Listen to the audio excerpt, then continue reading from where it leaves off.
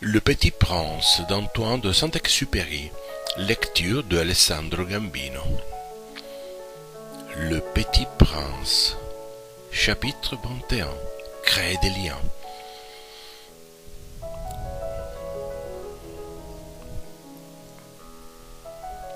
C'est alors qu'apparut le renard.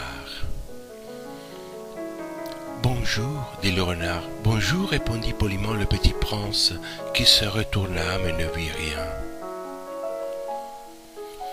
Je suis là, dit la voix, sous les pommiers. Qui es-tu, dit le petit prince? Tu es bien joli. Je suis un renard, dit le renard. Viens jouer avec moi, lui proposa le petit prince. Je suis tellement triste.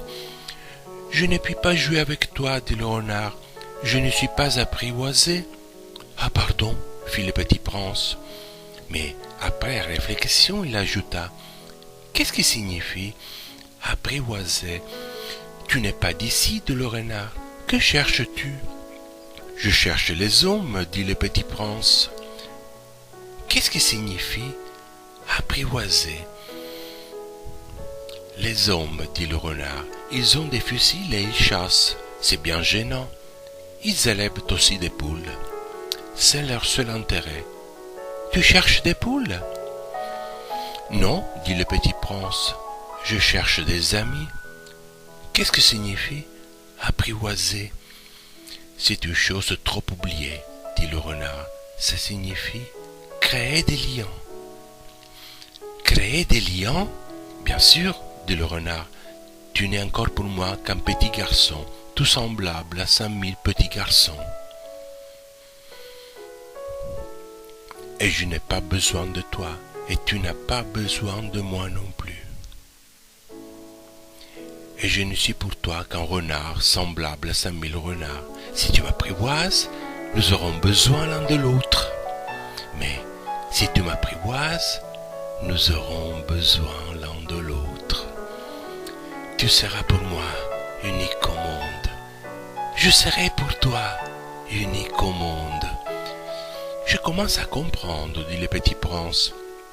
Il y a une fleur. Je crois qu'elle m'a apprivoisé. C'est possible, dit le renard. On voit sur la terre toutes sortes de choses. Oh, ce n'est pas sur la terre, dit le petit prince. Le renard parut très intrigué. Sur une autre planète? Oui. Il y a des chasseurs sur cette planète-là? Non. Ça, c'est intéressant. Et des poules? Non. Rien de parfait, soupira le renard. Mais le renard revint à son idée. Ma vie est monotone. Je chasse les poules. Les hommes me chassent. Toutes les poules se ressemblent et tous les hommes se ressemblent. Je m'ennuie donc un peu. Mais si tu m'apprivoises, ma vie sera comme ensoleillée. Je connaîtrai un bruit de pas qui sera différent de tous les autres. Les autres pas me font rentrer sous terre. Le tien m'appellera hors du terrier, comme une musique. Et puis regarde, tu vois là-bas les champs de blé. Je ne mange pas de pain. Le blé pour moi est inutile. Les champs de blé ne me rappellent rien. Et ça, c'est triste. Mais tu as des cheveux couleur d'or, alors ce sera merveilleux quand tu m'auras apprivoisé. Le blé qui est doré me fera souvenir de toi, et j'aimerai le bruit du vent dans le blé. Le renard s'est tu et regarda longtemps le petit prince. S'il te plaît, apprivoise-moi, dit-il. Je veux bien, répondit le petit prince, mais je n'ai pas beaucoup de temps. J'ai des amis à découvrir et beaucoup de choses à connaître. On ne connaît que les choses que l'on apprivoise, dit le renard. Les hommes n'ont plus le temps de rien connaître. Ils achètent des choses toutes faites chez les marchands. Mais comme il n'existe point de marchands d'amis, les hommes n'ont plus d'amis. Si tu veux un ami, apprivoise-moi. Que faut-il faire? Dit le petit prince. Il faut être très patient, répondit le renard. Tu t'assoiras d'abord un peu loin de moi, comme ça, dans l'herbe. Je te regarderai du coin de l'œil et tu ne diras rien. Le langage est source de malentendus, mais chaque jour, tu pourras t'asseoir un peu plus près. Le lendemain, revint le petit prince. Il est mieux valu revenir à la même heure, dit le renard. Si tu viens par exemple à 4 heures de l'après-midi, dès 3 heures, je commencerai d'être heureux. Plus l'heure avancera, plus je me sentirai heureux. À 4 heures déjà, je m'agiterai et m'inquiéterai. Je découvrirai le prix du bonheur. Mais si tu viens n'importe quand, je ne saurai jamais à quelle heure m'habiller le cœur. Il faut des rites. Qu'est-ce qu'un rite, dit le petit prince. C'est aussi quelque chose de trop oublié, dit le renard. C'est ce qui fait qu'un jour est différent des autres jours, une heure des autres heures. Il y a un rite, par exemple, chez mes chasseurs. Ils dansent le jeudi avec les filles du village. Alors le jeudi est jour merveilleux. Je vais me promener jusqu'à la vigne. Si les chasseurs dansaient n'importe quand, les jours se ressembleraient tous et je n'aurais point de vacances. Ainsi le petit prince apprivoisa le renard. Et quand l'heure du départ fut proche, « Ah !»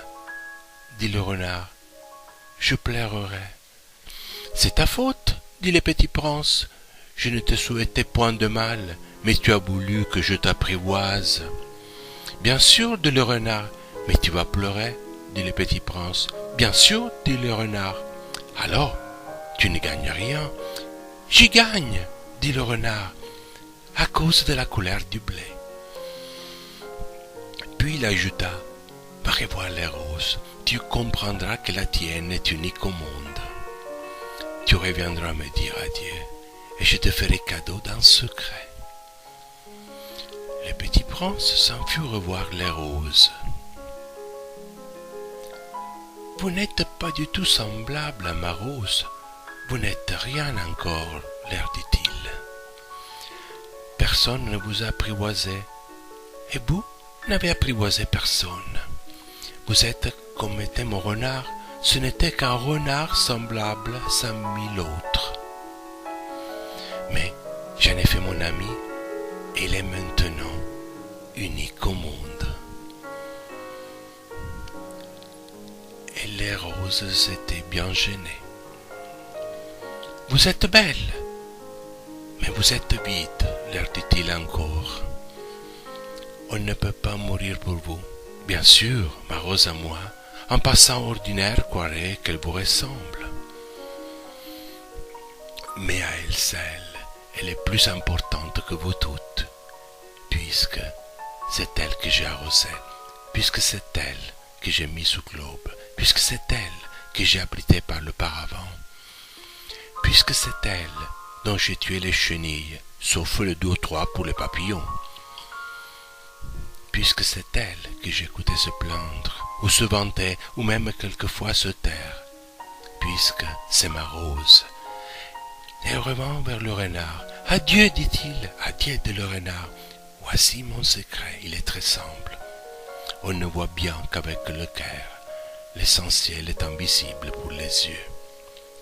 L'essentiel est invisible pour les yeux, répétait le petit prince, afin de se souvenir.